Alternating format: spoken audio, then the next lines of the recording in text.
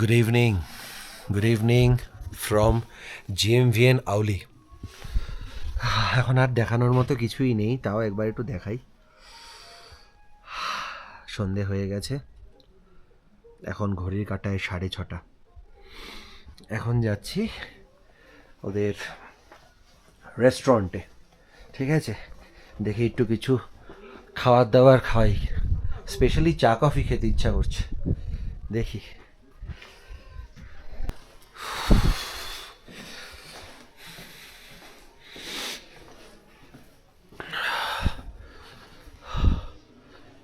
এই হচ্ছে বুগিয়াল বার। আমার দেখা এখন অবধি জিএমভিএনের সবচেয়ে বড় প্রপার্টি, ওখানে বার। যদিও বারটা আমি খুলতে পারলাম না, দরজাটা জিজ্ঞেস করবো রেস্টুরেন্টে গিয়ে। আর রেস্টুরেন্ট এরও দেওয়া আছে, সোজা রাস্তা রেস্টুরেন্ট। বাবা, আমার কথা জড়িয়ে যাচ্ছে, খুব ঠান্ডা।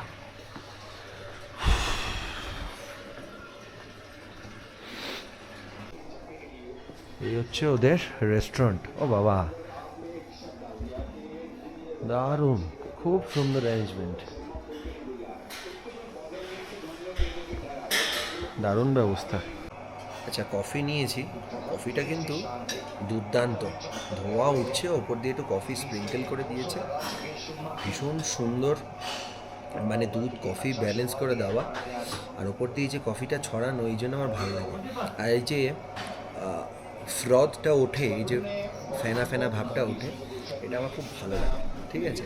আর এখানে জিএমভিএনের আমি একটা কথা বলি, সেটা হচ্ছে আমি যতগুলো জিএমভিএন দেখেছি এখনও অবধি, ঠিক আছে, মানে দিস ইজ দ্য বেস্ট। মানে এত ভালো ব্যবস্থা এখানে।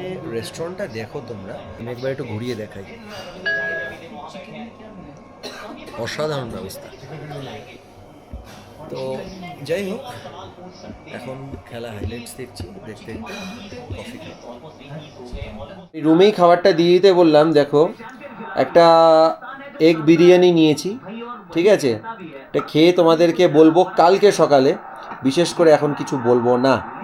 আচ্ছা, আরেকটা জিনিস বলি, সেটা হচ্ছে এদের এখানে যে বারটা আছে, সেই বারে আমি ঢুকেছিলাম জাস্ট কী কী অপশানস আছে না আছে এগুলো দেখার জন্য, বাট আমি তখন ভিডিওটা অন করিনি। তোমাদেরকে মুখে বলে দিচ্ছি, সব রকম ব্র্যান্ডসই রয়েছে ইন্ডিয়ান আর স্কচের মধ্যে, আর তাছাড়াও ভোডকা, জিন সবই রয়েছে, মানে সব রকম হার্ড ড্রিঙ্ক রয়েছে। বাট বারে শুধুমাত্র বেভারেজই কিন্তু পাওয়া যায়। মানে তার সাথে যদি কেউ স্ন্যাক্স অর্ডার করে, ঠিক আছে, তাহলে কিন্তু সেটা রেস্টুরেন্টে যে মেনু কার্ড আছে তার যা প্রাইস আছে সেই প্রাইস অনুযায়ী কিন্তু মানে চার্জ দিতে হবে, ঠিক আছে? আরেকটা জিনিস হচ্ছে কি, রুম যখন এখানে নেবে, কেউ তো অনলাইন বুক করতে পারে, আবার কেউ অফলাইনেও নিতে পারে জিএমভিএনে, ঠিক আছে? আমরা সাধারণত কি করি, যে কোনো হোটেলে খাবারের বিলটা মানে কেওটি সাইন করিয়ে নিয়ে চলে যায়, ঠিক আছে? তারপর একদম চেক আউটের টাইমে আমরা পে করি। এখানে যখনকারটা তখন পে করে তারপর মানে তোমাকে আবার পরের কোর্সের মিল তোমাকে অর্ডার করতে হবে। ধরো লাঞ্চ করলে, লাঞ্চের বিলটা তোমাকে তখনই মিটিয়ে দিতে হবে, এরম হচ্ছে ব্যাপার। এই হচ্ছে সিস্টেম, আর বিশেষ করে কিছু বলার নেই। আর খাবারটা কেমন হচ্ছে না হচ্ছে সেটা খেয়ে কালকে সকালবেলা তোমাদেরকে বলবো। আজকে এখন আর কিছু বলার নেই, ঠিক আছে? Good night.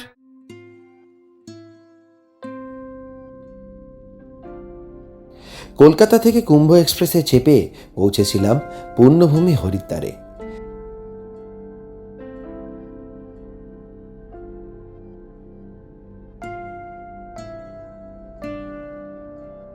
সেখানে পৌঁছে একটা দারুণ সুন্দর দিন কাটিয়েছিলাম হরিদ্বারে।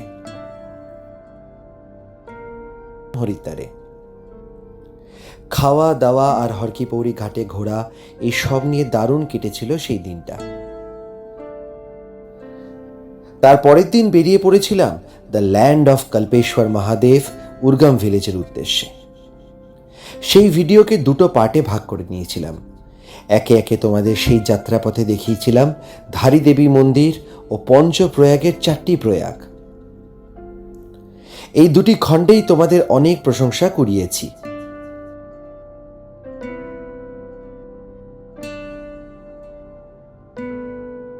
আর তারপর সব শেষে ছিল উর্গাম ভিলেজ ও কল্পেশ্বর মহাদেবের দর্শন পাওয়ার গল্প।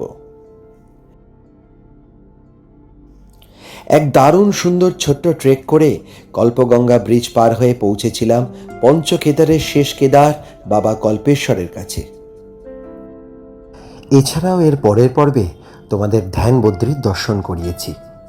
ধ্যান বদ্রীর দর্শন করাতে করাতে তোমাদের সপ্তবদ্রীর তাৎপর্যও বুঝিয়েছি। এর পরের পর্বে ছিল উর্গাম থেকে হোয়াইট ওয়ান্ডারল্যান্ড আউলি পৌঁছানোর গল্প।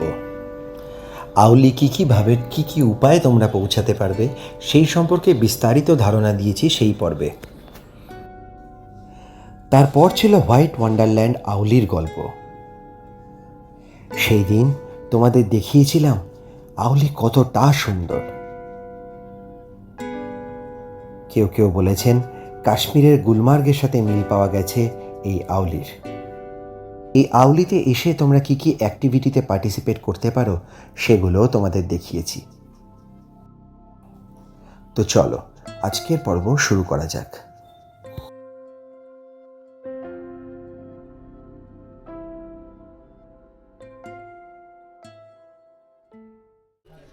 Good morning from Auli. এখন বাজে 8:30। বাইরে বৃষ্টি হচ্ছে আজকে সকাল থেকে। স্নোফল হয়নি এখনো পর্যন্ত, স্নোফল দেখার সৌভাগ্য হয়নি, কিন্তু বৃষ্টি হচ্ছে। আর নিয়েছি গরম গরম চা।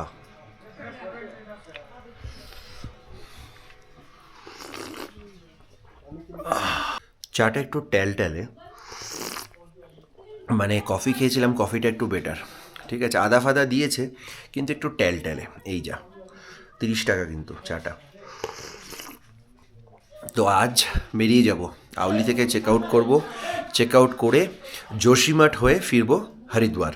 তো যোশীমঠে একটা দর্শনীয় স্থান রয়েছে, ঠিক আছে, নৃসিংহদেবের মন্দির রয়েছে, তো সেটা তোমাদেরকে দেখাবো। এই নৃসিংহদেবের মন্দির কেন এত গুরুত্বপূর্ণ তার কারণ, বছরের 6 মাস যখন বদ্রীনাথ ধাম বন্ধ থাকে তখন বদ্রীনাথজির পুজো কিন্তু ওই নৃসিংহদেবের মন্দিরেই হয়। তো সেই জন্য ওটা কিন্তু খুব গুরুত্বপূর্ণ একটা স্থান, তো সেটা তোমাদেরকে দেখাবো।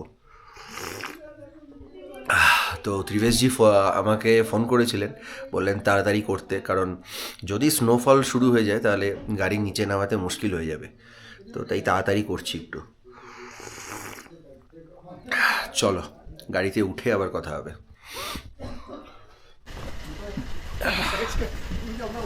বৃষ্টি থেমে গেছে, ঘড়ির কাঁটায় 9:18। উঠছি এখন গাড়িতে।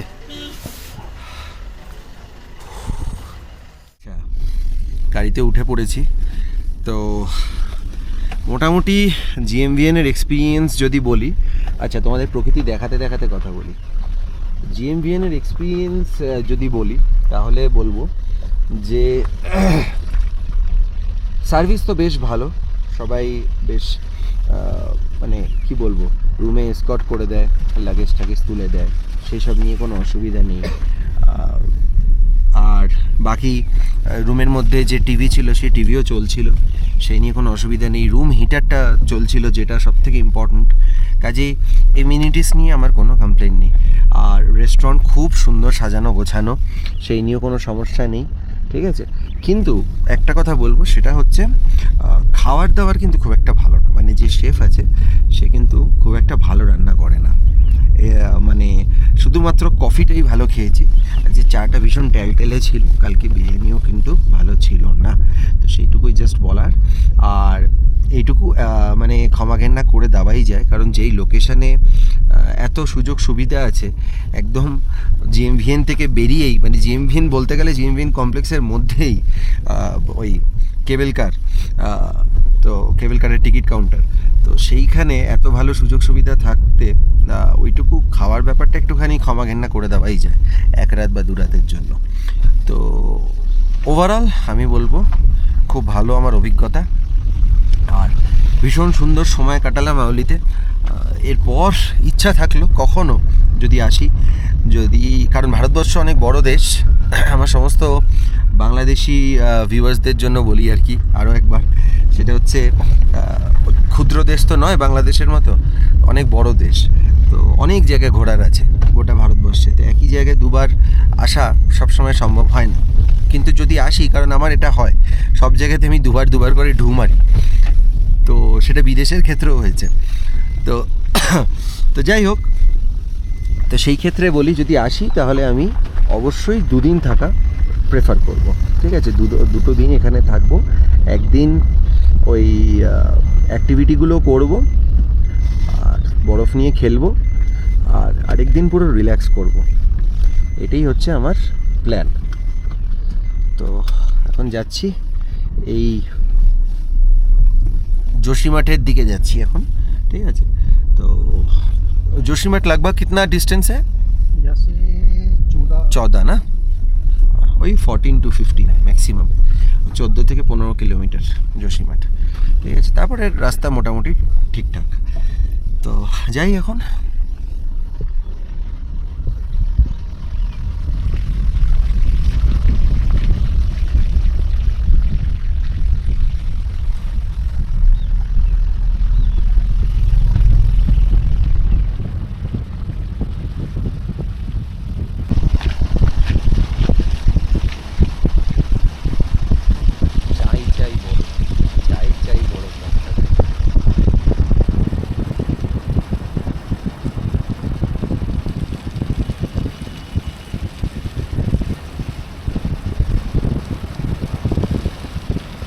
রাস্তা কিন্তু ভীষণ সরু, ঠিক আছে? একটা ছোট গাড়ি গেলে পরে তার পাশ দিয়ে একটা বড় গাড়ি পাস করতে যেন ভীষণ অসুবিধা হয়।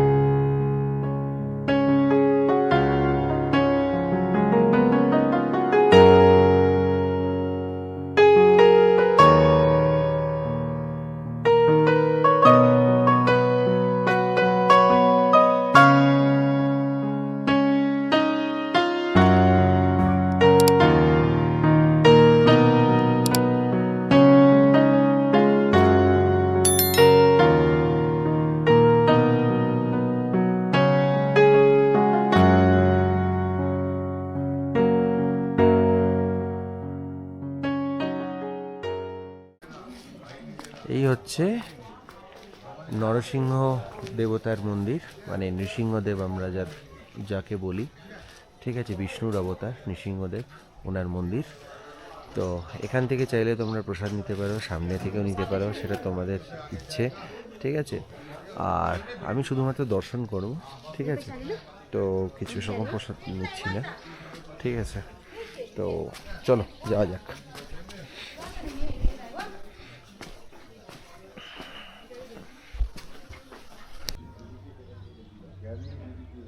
মন্দিরের ভেতরের ছবি তো তোমাদেরকে দেখাতে পারবো বলে মনে হয় না, আর আমি দেখাতে চাইও না রাদার, ঠিক আছে?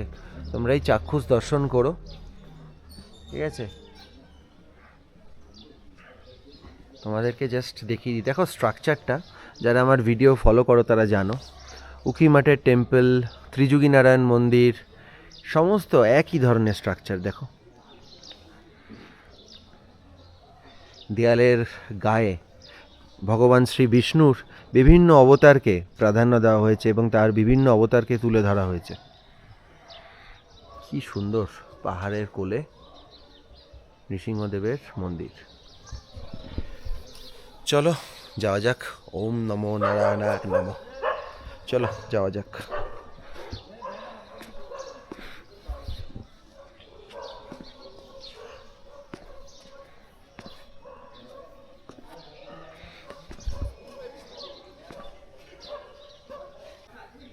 সবাই আমরা জানি শ্রীরামচন্দ্র বিষ্ণুরই অবতার, শ্রীরামচন্দ্র শ্রীকৃষ্ণ, যিনি শ্রীরামচন্দ্র উনি শ্রীকৃষ্ণ। তো জয় শ্রীরাম বলে আমরা এগোই। আর তোমাদেরকে বলি ভগবান শ্রী বিষ্ণু কেন নৃসিংহদেবের অবতার নিয়েছিলেন। তার কারণ তিনি তার পরম ভক্ত প্রহ্লাদকে বাঁচাতে চেয়েছিলেন। পরম ভক্ত প্রহ্লাদকে তার পিতার হাত থেকে, যিনি খুবই অত্যাচারী ছিলেন, তার পিতার হাত থেকে রক্ষা করার জন্য ভগবান শ্রী বিষ্ণু নৃসিংহদেবের অবতার নেন। হিরণ্যকশিপুর হাত থেকে বাঁচানোর জন্য নৃসিংহদেবের অবতার নেন। তো এই হচ্ছে কাহিনী। নৃসিংহদেব মানে হচ্ছেন, তার মুখমণ্ডল সিংহের মতো এবং বডির যে স্ট্রাকচার তা হচ্ছে মানুষের মতো, সেই জন্য নরসিংহ। ঠিক আছে, তো চলো, এই হচ্ছে ব্যাপার। আর মন্দিরের ব্যাপারে যদি বলতে চাই, সেটা হচ্ছে আদিগুরু শঙ্করাচার্যের নাম সবসময় আমাদের সনাতন ধর্মের সাথে ওতপ্রোতভাবে জড়িত। যখন হিন্দু ধর্মকে পুনরুজ্জীবিত করার জন্য অষ্টম শতাব্দীতে উনি বিভিন্ন জায়গায় ঘুরে বেরিয়েছেন, তখনই মনে করা হয় এই মন্দিরও স্থাপিত হয়েছিল সেই সময়, সেটাই মনে করা হয়। যেমন কেদারনাথের মন্দিরের ব্যাপারে বলেছি, আদিবদ্রীর কথা বলেছি, সব জায়গায় আদিগুরু শঙ্করাচার্যের নাম কিন্তু ওতপ্রোতভাবে জড়িত।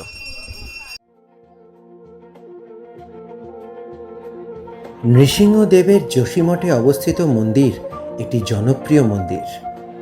এই মন্দিরে অধিষ্ঠাতা দেবতা হলেন ভগবান বিষ্ণুর চতুর্থ অবতার নৃসিংহদেব।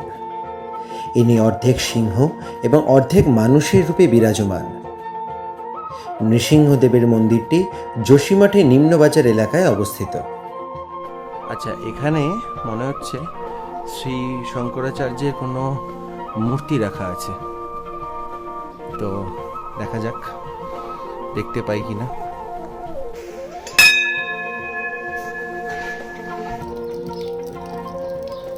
এখানে দেখো নবদুর্গা মন্দির আর গণেশজির মন্দির রয়েছে, বাসুদেব মন্দির রয়েছে, গৌরী শঙ্কর মন্দির রয়েছে, সব অ্যারো দিয়ে দেখানো আছে এইদিকে।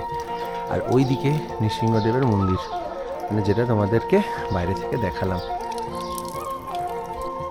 ভগবান শ্রী বিষ্ণুর বাহন গরুর দেবতা, ঠিক আছে, গরুর দেবতা দেখো।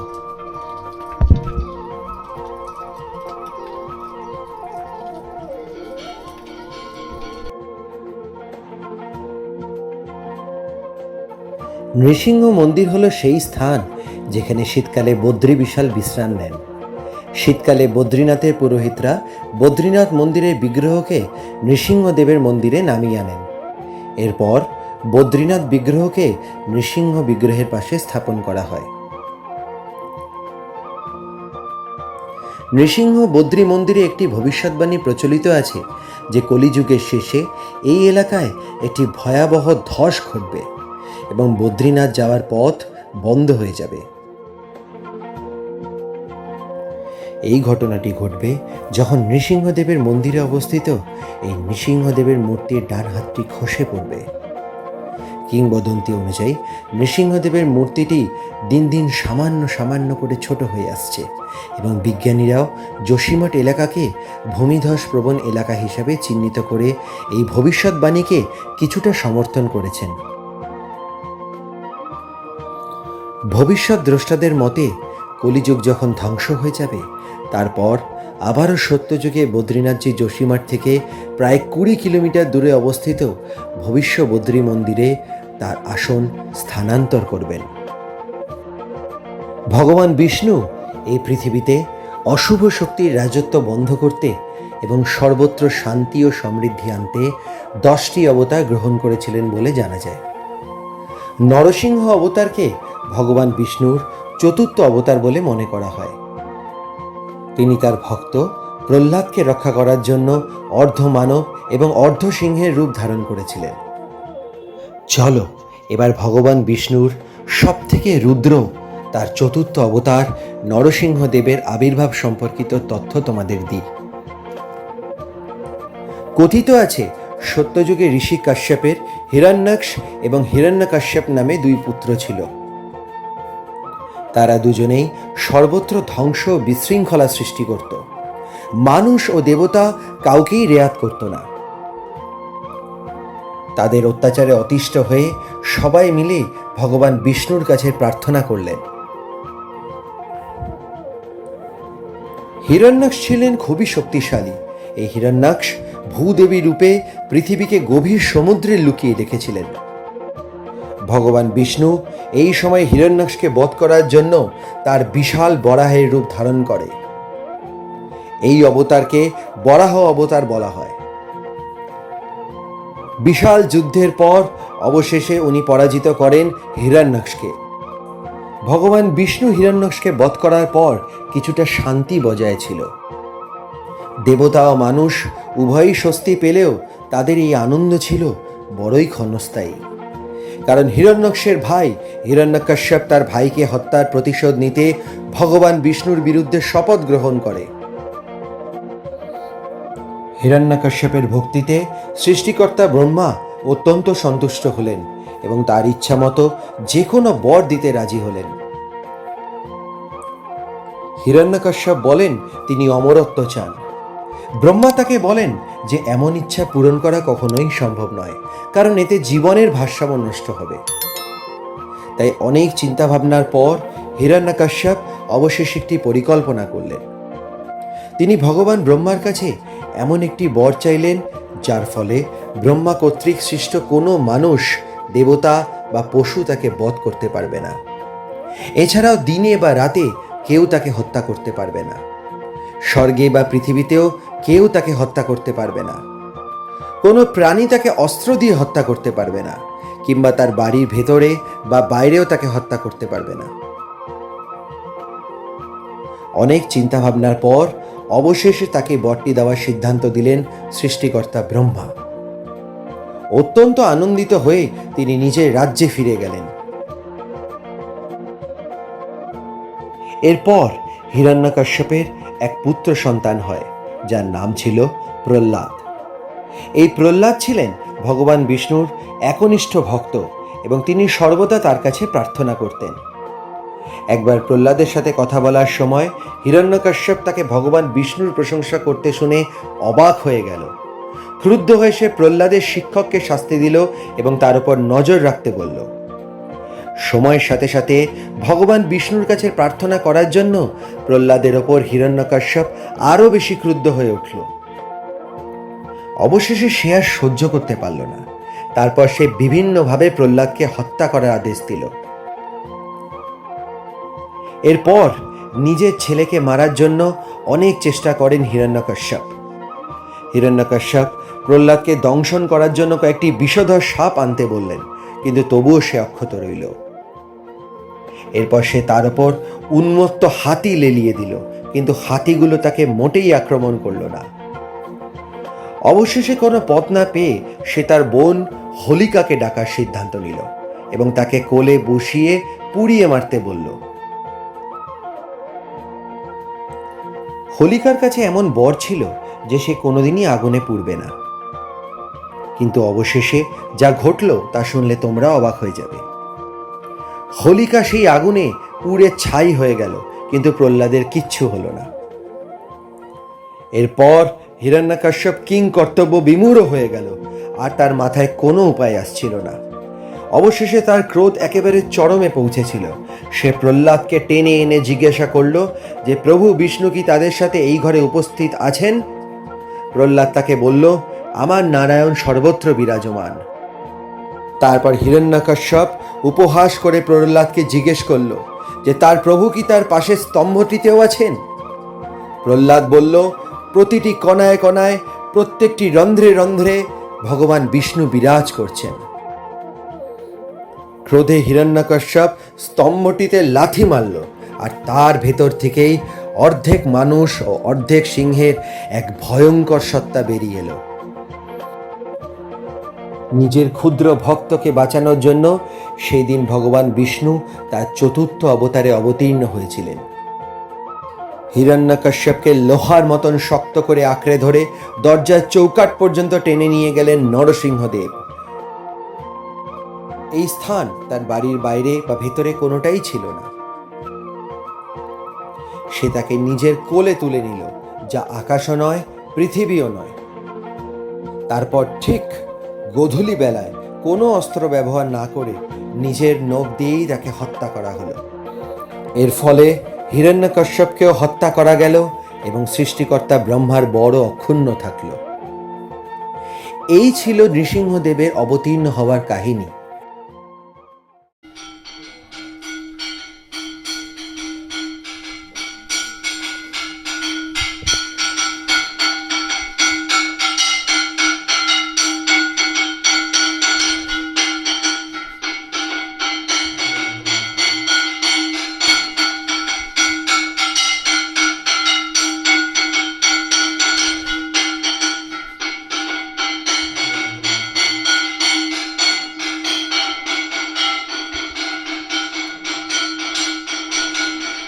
काली माता मंदिर।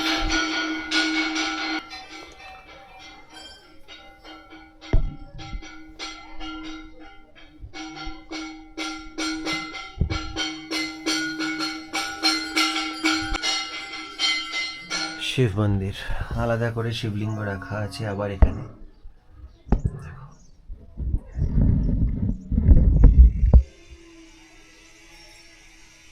ओम नमो भगवते रुद्राय, ओम नमो भगवते रुद्राय, ओम नमो भगवते रुद्राय। जय शिव शंभो।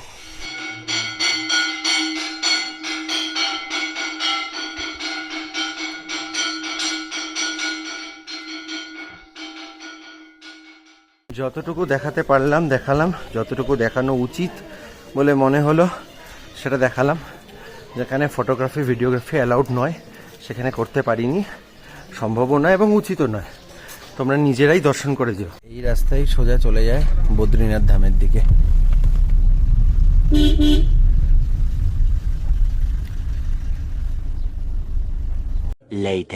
চামোলি ডিস্ট্রিক্টের ছেত্রপালে এসে গাড়ি দাঁড়িয়েছে, ঠিক আছে। দেখতে পাচ্ছ অলকানন্দা নদী বয়ে যাচ্ছে, উত্তর ভারতের সবচেয়ে গুরুত্বপূর্ণ নদী বয়ে যাচ্ছে এরকম সুন্দর পরিবেশে। দেখি একটু কিছু ব্রেকফাস্ট বাগেরা করা যায় কিনা। তো এখন চাটা খাই, চা নিয়েছি। চাটা ভালো, বেশ ভালো, কোনো দুধ দুধ গন্ধ নেই, ঠিক আছে। খুব সুন্দর আদা দিয়েছে, আদার একটা স্ট্রং অ্যারোমা আছে, ভালো, বেশ ঘন। এরকম সুন্দর প্রাকৃতিক পরিবেশে বসে এরকম সুন্দর চা খেতে দারুণ লাগছে। এরপরে একটা ভেজিটেবল ম্যাগি বলেছি, সেটা আসুক তারপর খাবো। পাহাড়ে বেড়াতে এসে ম্যাগি খেতে খুব ভালো লাগে। ম্যাগি নিয়ে নিয়েছি, দেখতে পাচ্ছ ম্যাগিতে কী কী দিয়েছে দেখো, অনেক কিছু দিয়েছে, অনেক কিছু ভরিয়ে দিয়েছে। টমেটো, ক্যাপসিকাম, পেঁয়াজ, আর এখানে ফুলকপি, মটরশুঁটি, প্রচুর কিছু দিয়েছে ভেজিটেবল, ঠিক আছে। অনেক ভেজিস দিয়েছে, আশা করি ভালো হবে খেতে। সুপি সুপি করে বানিয়েছে, আবার ধনে পাতাও দিয়েছে। দারুণ হয়েছে ম্যাগিটা, দারুণ, ইটস টু গুড। খুব সুন্দর হয়েছে ম্যাগিটা। আগে ভেজিটেবলগুলোকে হালকা করে একটু ভেজে সুপি সুপি নুডলের মধ্যে ভেজিটেবলটা দিয়ে তারপর দিয়েছে। খুব ভালো হয়েছে ম্যাগিটা। এখান থেকে আর মোটামুটি ওই 220 কিলোমিটার মতো রাস্তা বাকি আছে। ফেরার পথে নন্দপ্রয়াগ তোমাদেরকে দেখাবো। তো চলো, নন্দপ্রয়াগে চলে এসেছি, দেখতেই পাচ্ছ ওই যে দূরে বেঁকে আসছে, ওটা হচ্ছে অলকানন্দা, ঠিক আছে। অলকানন্দা ওই যে সামনে এগিয়ে চলে যাচ্ছে, আবার ওই অলকানন্দা এগিয়ে যাচ্ছে, ঠিক আছে। আর এইখান থেকে যেটা আসছে ধারাটা, এটা হচ্ছে খুবই ছোট নদী, এর বিস্তার বেশি নয়, ঠিক আছে। এই হচ্ছে নন্দাকিনী নদী, এটা কিন্তু মন্দাকিনী নয়, নন্দাকিনী নদী, ঠিক আছে। ওই অলকানন্দা, এই হচ্ছে নন্দাকিনী, ঠিক আছে। এই হচ্ছে নন্দপ্রয়াগ। এই জায়গার নাম নন্দরাজার নামের রয়েছে, এবং এখানে এই নন্দপ্রয়াগে কিন্তু গোপালের একটা মন্দির রয়েছে। এখন আমার সময় হাতে এতটাই কম যে এইবারে এই মন্দিরটা আমি দেখাতে পাচ্ছি না, বাট চেষ্টা করব এর পরের বারে আমি অবশ্যই মন্দিরটা দেখাবো তোমাদেরকে।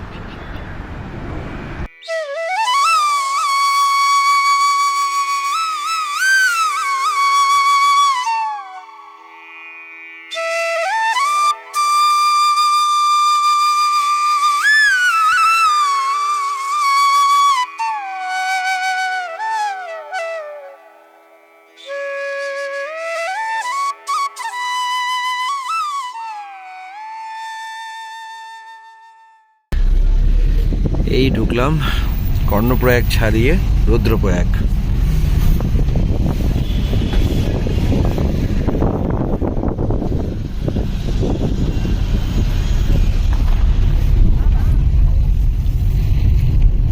অলকানন্দা আর মন্দাকিনী নদীর সঙ্গমস্থল এই রুদ্রপ্রয়াগে।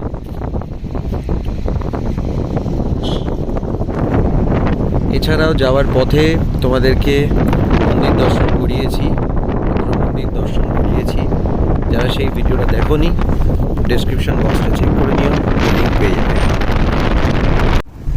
আমি লক্ষ্য করে দেখলাম যতই যেভাবে যাই, যতই ট্রাফিক না থাকুক না কেন, যাই হোক না কেন, ওই 11 ঘন্টার কাছাকাছি লেগেই যায়। ঠিক আছে, আমি যাওয়ার সময়ও দেখলাম, আমি ফেরার সময়ও তাই দেখছি, 11 ঘন্টার কাছাকাছি লেগেই যাচ্ছে।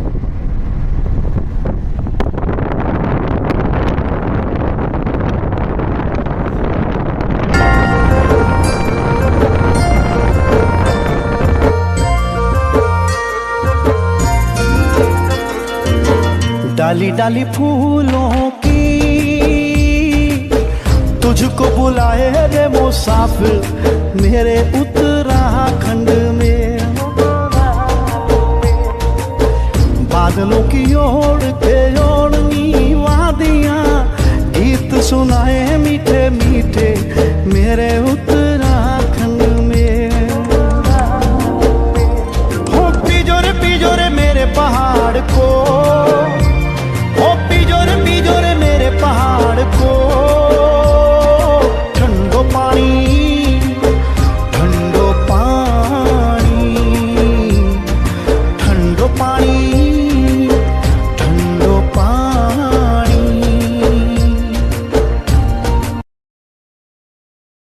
এরকম একটা ছোট্ট ধাবার মতো একটা সেট আপ আছে এখানে, মানে দোকান প্লাস টুকটাক খাবার দাবার পাওয়া যায়। এরকম জায়গায় দাঁড়ানো হয়েছে। আমি একটা লেমন টি নিলাম, ঠিক আছে, অনেক দুধ চা খাওয়া হয়ে যাচ্ছে, লেমন টি নিলাম আর বিস্কিট নিয়েছি, 2টে বিস্কিট খাচ্ছি। আর মোটামুটি 60-62 কিলোমিটার মতো রয়েছে ওই ঋষিকেশ। এখনো নেহাত কম রাস্তা নেই, এখনো আছে অনেক রাস্তা, ঠিক আছে, কিন্তু ওনাকে নামতেই হতো। একটা স্ট্রেট উনি গাড়ি চালিয়ে যাচ্ছেন, আমারই পাঠা ধরে যাচ্ছে একেবারে বসে বসে, তাহলে ওনার কি অবস্থা। আচ্ছা, চাটা খেয়ে বলি কেমন। বাহ, চাটা ভালো, লেবু দিতে কোনো কার্পণ্য করেনি, বেশ ভালো রকম লেবু দিয়েছ। ওই জন্য মানে কি বলবো, অনেকের আবার নাও ভালো লাগতে পারে, ট্যাঙ্গি ব্যাপারটা একটু বেশি আছে, বেশ ভালো। আবার চলা শুরু করলাম অ্যাজ ইউজুয়াল।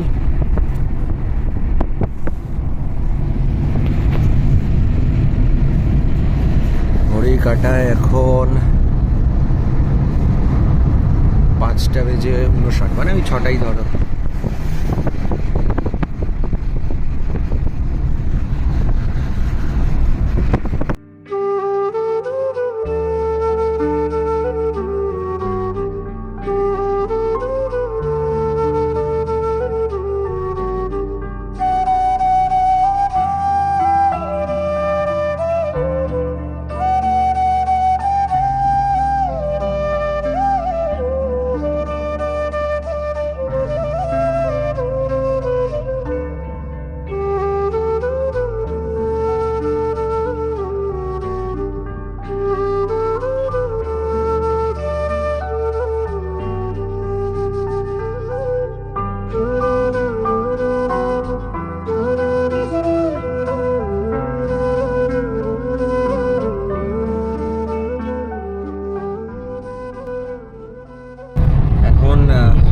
জার্নিটা খুব এনজয় করছি, ঠিক আছে।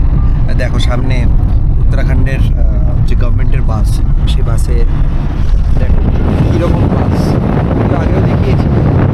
এই বাসগুলো কিন্তু যায় ডিরেক্ট রুদ্রপ্রয়াগ বলো, যোশীমঠ বলো। আচ্ছা, বারবার যোশীমঠ বলছি, আমার এখন জ্যোতির্মঠ বলা উচিত। যাই হোক, 2024 থেকে যারা জানো না একবার বলি, 2024-এ কিন্তু এই যোশীমঠের নামকরণ করা হয়েছে জ্যোতির্মঠ। অ্যাকচুয়ালি প্রাচীনকালে জায়গাটির নাম জ্যোতির্মঠই ছিল, বুঝতেই পারছো। আবারও মহাদেবের উদ্দেশ্যেই, মানে কি বলবো, মহাদেবকে উৎসর্গ করেই সেই নাম, মহাদেবের জন্যই নামাঙ্কিত করা হয়েছে জ্যোতির্মঠ। তো সেটা মাঝখানে যোশীমঠ বলা হতো, আবার সেটাকে এখন জ্যোতির্মঠ বলা হচ্ছে। এখন দেখো দারুণ সানসেট দেখাতে পারো।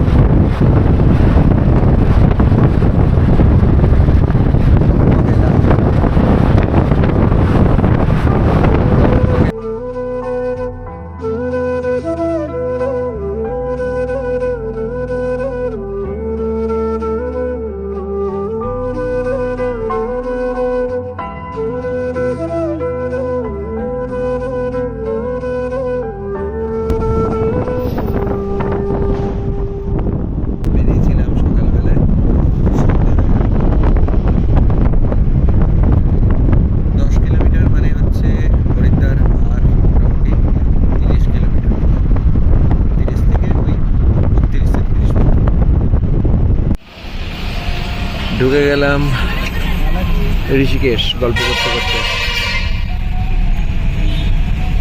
এই গল্পই করছিলাম আমরা যে আগে তো এটা পুরোটাই ইউপির মধ্যেই ছিল, তারপর সেখান থেকে উত্তরাঞ্চল হলো, উত্তরাঞ্চল থেকে তারপর উত্তরাখণ্ড হলো, এইসব গল্পই করছিলাম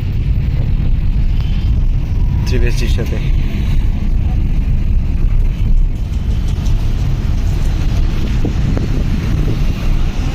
ঋষিকেশে কিন্তু প্রচুর ফরেন ন্যাশনালস তোমরা দেখতে পাবে, প্রচুর, হরিদ্বারের থেকে বেশি পাবে। এর আগে যখন ঋষিকেশের ভিডিও আপলোড করেছিলাম চ্যানেলে, তোমাদেরকে দেখিয়েছিলাম এবং বলেওছিলাম সেটা। এই ঋষিকেশে এলে তোমরা বুঝতে পারবে যে যেরকম আমরা ইয়েতে বুঝি, মায়াপুরে বুঝতে পারি, ইস্কনে, যে কিভাবে ফরেনাররা আমাদের কালচারকে নিচ্ছে, ঠিক আছে, আমাদের কালচারকে অ্যাডপ্ট করছে, ইমবাইব করছে নিজেদের ভেতরে, আর আমরা আবার ওদের কালচারকে নিচ্ছি, আমরা আমাদের কালচারকে ছেড়ে দিচ্ছি। সেটাই ওনার সাথে কথা বলছিলাম এখানে এসে। আর ঋষিকেশ কিন্তু হরিদ্বারের থেকে অনেক বেশি আধুনিক শহর, ঠিক আছে, অনেক বেশি আধুনিক, মানে সাজ পোশাকের দিক থেকেও দেখতে পাবে, ছেলে মেয়েদের সাজ পোশাকের দিক থেকেও দেখতে পাবে,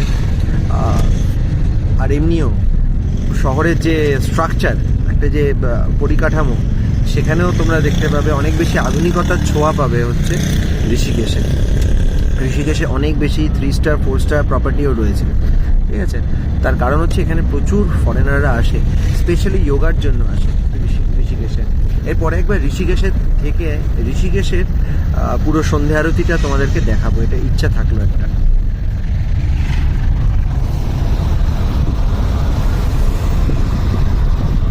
পুরো ঋষিকেশ শহরটা টিম টিম করে জ্বলছে।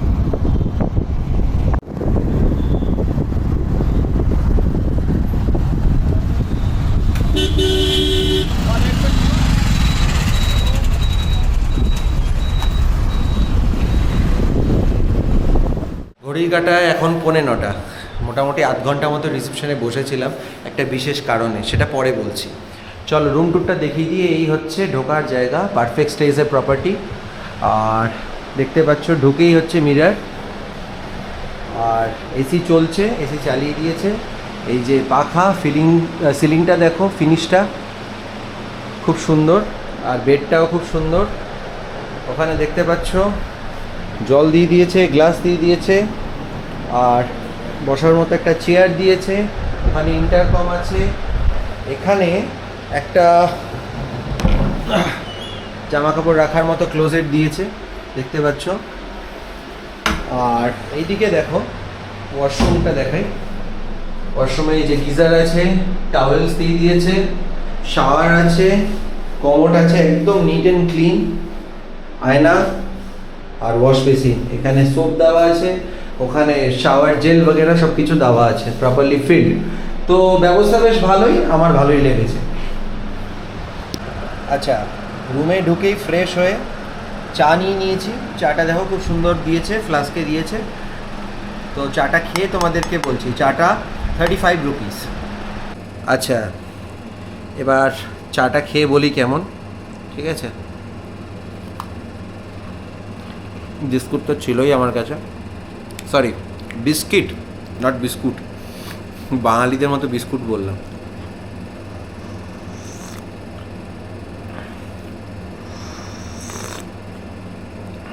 চাটা ভালো, কিন্তু খুব বেশি পরিমাণে আদা ফাদা কিছু দেয়নি,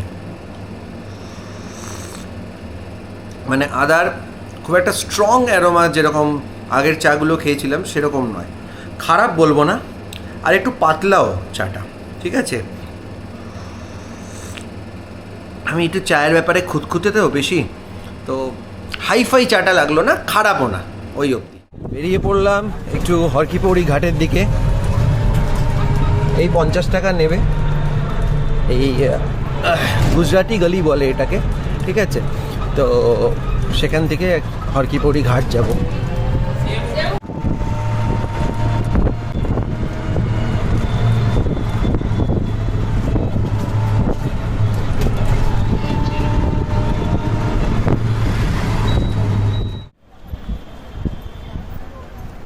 এখন চারিপাশটা চুপচাপ।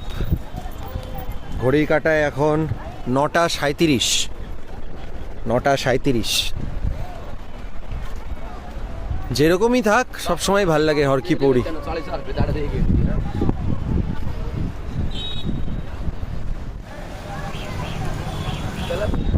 এমনিই বেরোলাম, অ্যাকচুয়ালি আজকে খাওয়া দাওয়া করব হোটেলেই খাওয়া দাওয়া করব আজকে। আর দাদা বৌদিতে খাবো না, সবসময় দাদা বৌদিতে খেলে তোমরাও বোর হয়ে যাবে ভিডিও দেখতে দেখতে।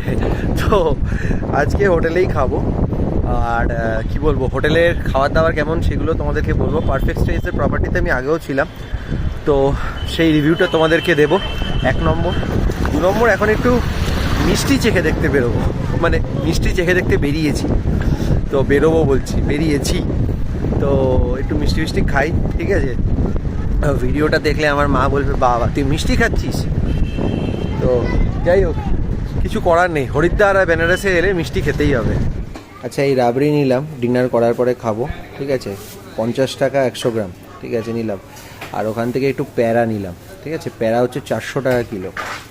তো তোমাদেরকে দামগুলো একটু জানিয়ে দিলাম।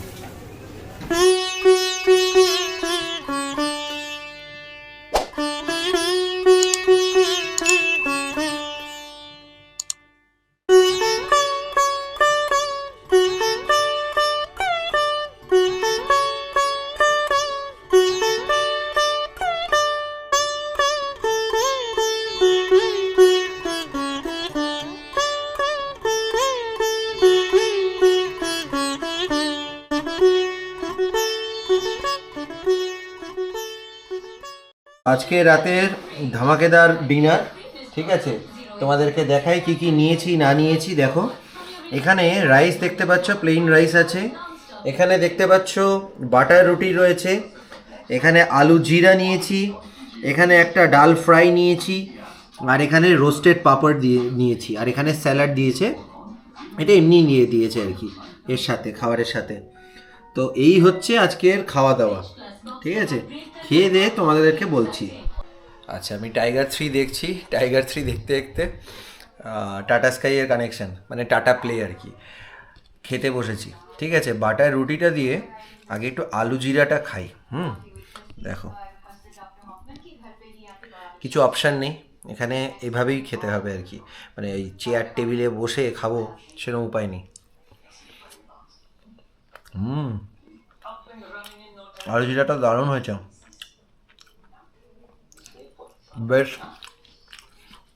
বেশ ভালো আলু জিরাটা হয়েছে, মানে আমার বেশ মনের মতন। জর্জর ভাব থাকলে একদম রুচি ফিরে আসবে। আলু জিরাটা অন্যভাবে বানিয়েছে। আলু জিরা নিয়ে নতুন করে বলার কিছু নেই, আলু জিরার মতোই হয়েছে, কিন্তু ভালো বানিয়েছে। আর রুটিতে বাটার একদম চুপচুপ করে লাগিয়ে দিয়েছে। ভালো, শুরুটাই ভালো। এরপরে শুধুমাত্র ডালটা খেয়ে বলবো ভাত দিয়ে। খাওয়া দাওয়া হলো, তারপরে এই যে দেখো রাবড়ি, সেই রাবড়ি নিয়ে এসেছিলাম, সেই রাবড়ি এখন খাবো। যাই হোক, আজকের গল্প এই পর্যন্তই। আমার গল্পটি ফুরোলো, নোটে গাছটি মুড়লো।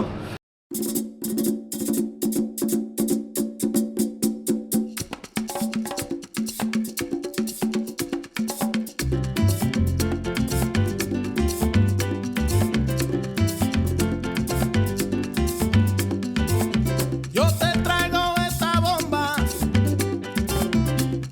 bomba puertorriqueña. Yo te la traigo de Cupey, de Vega Baja y de Santurce. ভ্রমণপ্রিয় বাঙালি ভ্রমণ সঙ্গী আমি বং ক্রিয়েটার অরিত্র। যদি আমার ভিডিওগুলো ভালো লেগে থাকে তাহলে অবশ্যই চ্যানেলটা সাবস্ক্রাইব করে বেল আইকনটা প্রেস করতে ভুলো না। তাহলে আমি যখন যেই ভিডিও আপলোড করব তার ইনস্ট্যান্ট নোটিফিকেশন পৌঁছে যাবে তোমাদের নিউজ ফিডে। আর প্রচুর সংখ্যক ভ্রমণপ্রিয় মানুষদের সাথে আমার ভিডিওগুলো শেয়ার করো। সবাই ভালো থেকো, সুস্থ থেকো, টাটা।